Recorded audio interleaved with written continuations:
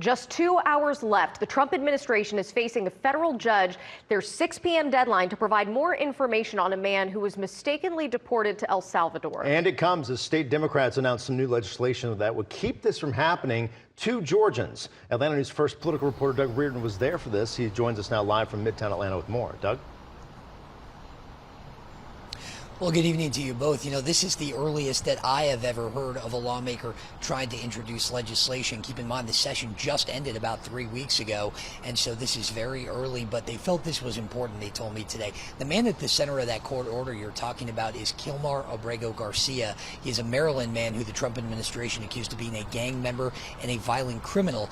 But a couple of courts, including the Supreme Court, have ordered his return here to the states, saying still the administration has not shown evidence of that.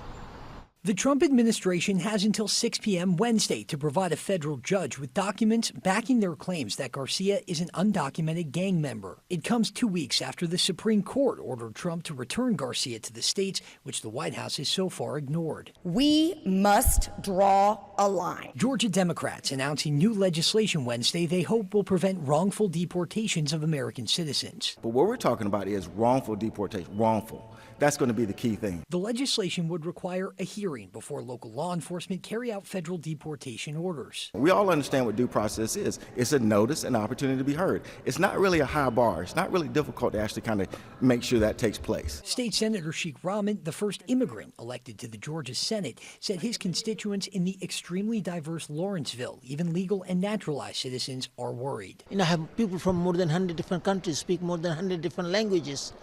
And they call Gwinnett home, and they're concerned. Tom Homan, Trump's border czar, stuck by the administration's claims that Garcia was a criminal and MS-13 gang member. Who had due process, despite what you're hearing. Homan said now that Garcia is in El Salvador, there's nothing the White House can do. He also claims Garcia had seen a judge who decided he should be kept in custody while his asylum claim was processed.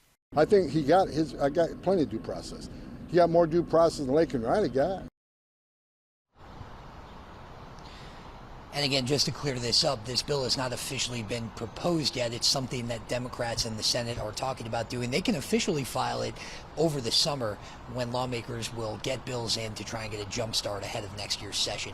We're in Midtown. Doug Reardon, Atlanta News First.